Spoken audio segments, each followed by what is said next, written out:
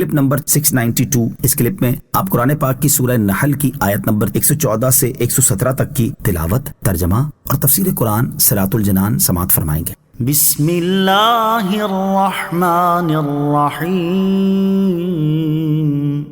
ترجمہ: اللہ کے نام سے شروع جو نہایت مہربان رحمت والا ہے۔ فَكُلُوا مِمَّا رَزَقَكُمُ اللَّهُ حَلَالًا طَيِّبًا وَاشْكُرُوا نِعْمَةَ اللَّهِ إِن كُنتُمْ إِيَّاهُ تَعْبُدُونَ۔ إِنَّمَا حَرَّمَ عَلَيْكُمُ الْمَيْتَةَ وَالدَّمَ وَلَحْمَ الْخِنزِيرِ وَمَا أُهِلَّ لِغَيْرِ اللَّهِ بِهِ، فَمَنِ اضْطُرَّ غَيْرَ بَاغٍ وَلَا عَادٍ فَإِنَّ اللَّهَ غَفُورٌ رَحِيمٌ۔ ترجمہ: تو اللہ کا دیا ہوا حلال پاکیزہ رزق کھاؤ اور اللہ کی نعمت کا شکر ادا کرو۔ اگر تم اس کی عبادت کرتے ہو، تم پر صرف مردار اور خون اور سور کا گوشت اور وہ جس کے ذبح کرتے وقت اللہ کے سوا کسی اور کا نام پکارا گیا سب حرام کر دیا ہے۔ پھر جو مجبور ہو اس حال میں کہ نہ خواہش سے کھا رہا ہو اور نہ حد سے بڑھ رہا ہو، تو بے شک اللہ بخشنے والا مہربان ہے۔ فَكُلُوا، تو کھاؤ۔ جمہور مفسرین کے نزدیک اس آیت میں مسلمانوں سے خطاب ہے۔ چنانچہ اس آیت کا خلاصہ یہ ہے کہ اے ایمان والو، تم لوٹ، غصب اور خبیث پیشوں سے حاصل کیے ہوئے جو حرام اور خبیث مال کھایا کرتے تھے، ان کی بجائے حلال اور پاکیزہ رزق کھاؤ اور اللہ عز و جل کی نعمت کا شکر ادا کرو اگر تم اس کی عبادت کرتے ہو۔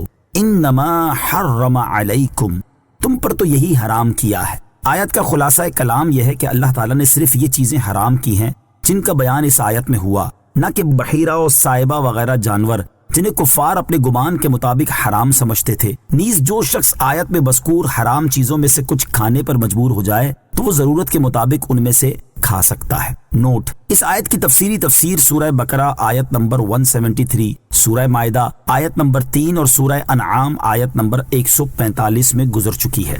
دین اسلام کی خصوصیت: اس آیت سے معلوم ہوا کہ دین اسلام انتہائی پاکیزہ دین ہے اور اس دین کو اللہ تعالیٰ نے ہر گندی اور خبیث چیز سے پاک فرمایا ہے، اور اس دین میں مسلمانوں کو طہارت و پاکیزگی کی اعلیٰ تعلیمات دی گئی ہیں۔ حضرت قتادہ رضی اللہ تعالیٰ عنہ فرماتے ہیں، بے شک اسلام پاکیزہ دین ہے، اللہ تعالیٰ نے اسے ہر بری چیز سے پاک فرمایا ہے، اور اے انسان، اللہ تعالیٰ نے تیرے لیے اس دین میں وسعت بھی رکھی ہے کہ جب تو اس آیت میں بیان کی گئی چیزوں میں سے کسی چیز کو کھانے پر مجبور ہو جائے تو اسے ضرورت کے مطابق کھا سکتا ہے۔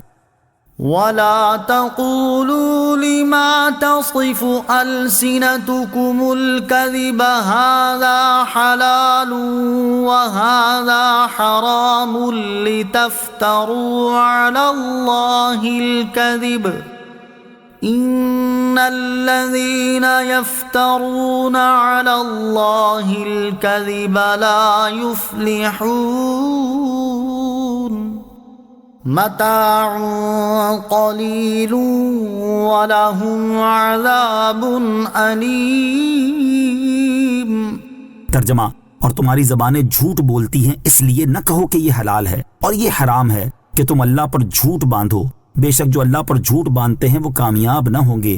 تھوڑا سا فائدہ اٹھانا ہے اور ان کے لیے دردناک عذاب ہے۔ ولا تقولوا، اور نہ کہو۔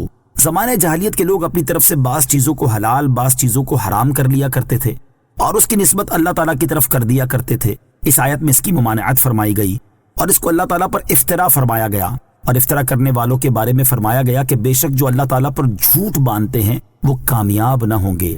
اپنی طرف سے کسی چیز کو شرعاً حرام کہنا اللہ تعالیٰ پر افترا ہے۔ آج کل بھی جو لوگ اپنی طرف سے حلال چیزوں کو حرام بتا دیتے ہیں، جیسے میلاد شریف کی شیرینی، فاتحہ، 11ویں عرس وغیرہ، ایصال ثواب کی چیزیں جن کی حرمت شریعت میں وارد نہیں ہوئی، انہیں اس آیت کے حکم سے ڈرنا چاہیے کہ ایسی چیزوں کی نسبت یہ کہہ دینا کہ یہ شرعاً حرام ہے اللہ تعالیٰ پر افترا کرنا ہے۔